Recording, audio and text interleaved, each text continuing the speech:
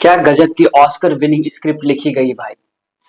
पर्दे के पीछे बैठे सिस्टम के डायरेक्टरों ने आम जनता और छात्रों को भटकाने का ऐसा चक्रव्यूह रचा है कि बड़े बड़े फिल्म मेकर भी देखकर शर्म से पानी पानी हो जाए। इस पूरे मास्टर स्टॉक की क्रोनोलॉजी को जरा ध्यान से समझिए कि कैसे एक पेपर लीक का मुद्दा घूमते घूमते घूमते हिंदू मुस्लिम तक पहुंच गया।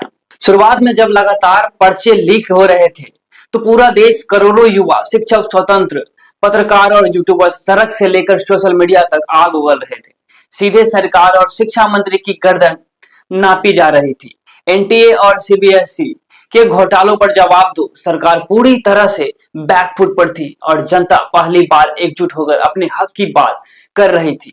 लेकिन जब सत्ताधीशों से जवाब देते नहीं बना तो मीडिया के पत्रकारों को मैदान में उतारा गया। ऐसी स्टूडियो में बैठी अंजना ओम कश्यप ने सरेआम शिक्षकों को दो कौड़ी का कह दिया और बस यहीं से स्क्रिप्ट ने अपना पहला यू टर्न लिया। जो चर्चा कल तक पेपर लीक और शिक्षा मंत्री के इस्तीफे पर थी वो रातों रात शिक्षक बनाम गोदी मीडिया बन गई।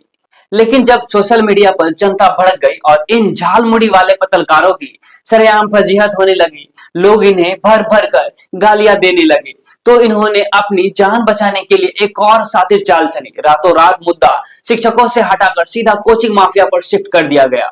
यानी जो सिस्टम पेपर लीक माफिया पर घिर रहा था उसे बचाने के लिए बड़ी ही चालाकी से सारा ठिकरा कोचिंग माफिया के सिर फोड़ दिया गया और असली गुनहगारों को चर्चा से ही गायब कर दिया गया। छात्रों की इस एकजुटता को तोड़ने के लिए फिर एक और तगड़ा ट्विस्ट लाया गया।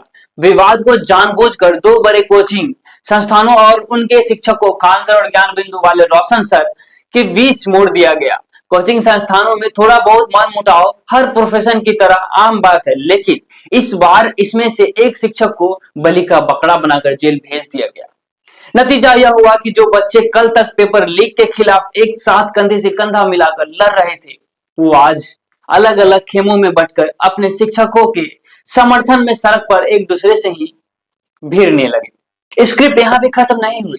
जब लगा कि मामला शायद ठंडा पड़ जाए तो इसमें बिहार की सदाबहार जातिगत राजनीति का तड़का लगाया गया। सोशल मीडिया पर जानबूझकर यह नैरेटिव सेट किया गया कि किसके इशारे पर ज्ञान बिंदु वाले शिक्षक को गिरफ्तार किया गया और किसके इशारे पर खान सर को बचाया जा रहा है। जो छात्र कल तक सिर्फ अपनी पढ़ाई और भविष्य के मतलब रखते थे उन्हें अचानक याद दिलाया जाने लगा कि फलाना शिक्षक यादव है, फलाना शिक्षक ब्राह्मण है, भूमिहार है या फिर राजपूत है।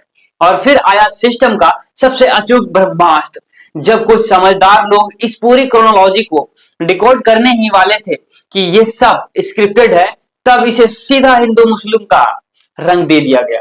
कल तक जो गोदी मीडिया खान सर को खान सर ही कहती थी, अचानक उनके न्यूज और थंबनेल पर फैजल खान लिखा जाने लगा। पलक झपकते ही दो शिक्षकों के बीच का एक सामान्य विवाद जिहाद और धर्म के चश्मे से दिखाया जाने लगा। इस बहती गंगा में कुछ यूट्यूबर्स ने भी जमकर हाथ धोए, थंबनेल पर आग लगाकर और चंद डॉलर्स के व्यूज छापने के लालच में खूब वीडियो पेले गए। किसके इशारे पर यह सब हो रहा है, इसका मास्टरमाइंड कौन है, यह तो भगवान ही जाने। लेकिन इन डिजिटल मठाधीशों ने व्यूज के लिए गुरुओं की जाति और धर्म खोजना शुरू कर दिया। कड़वी सच्चाई तो यही है कि चाहे खान सर हो या रोशन सर या आनंद सर, ये दोनों हमारे देश के बेहतरीन शिक्षक हैं और हमारी शान है। इस तरह शिक्षकों की जाति धर्म ढूंढना, शिक्षा के मंदिर में हिंदू मुस्लिम का जहर घोलना इस देश और समाज के लिए किसी कैंसर से कम नहीं है।